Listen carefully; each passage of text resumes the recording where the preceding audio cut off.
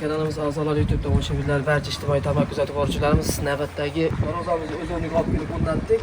Darvozamizda eni 3 metr bo'ldi, balandligi 3.40 bo'ldi razmeri.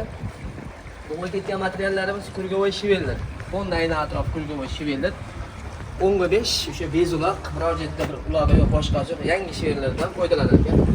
Lamkalarga 2 o'sha har doimgidek fonni aylantirib chiqilgan qirg'ag'a. Piston qoplangan, oldi 1.8, orqasi 1.3. O'rtasiga shu shumka qilish uchun stiklovata solib shumka qilingan. Ranglari o'sha har doimgidek mokr asfalt uchuqur rangda bo'ldi.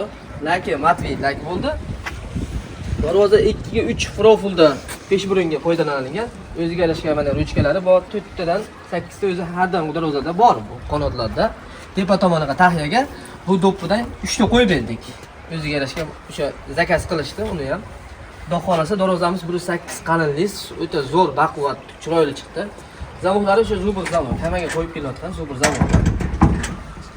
Darvozani orqa tomoni 1.3 dan qoplangan. Hozir uni ham ko'rsatib o'tamiz. Bir xilda однотонный sepilgan. Kelaranga orqa tomonidan ko'rsatib o'taylik. Ba'zi so'rashadi. Qachimligi o'sha qo'yib kelayotgan shadrdan qo'yildi ekanimizga. Sentr zamok. Mana listimiz kraskan to'qidan sepilgan. Sentr zamok qo'yilib kelayotgan mana hammaga mana. Keyin ochilib yopishdi.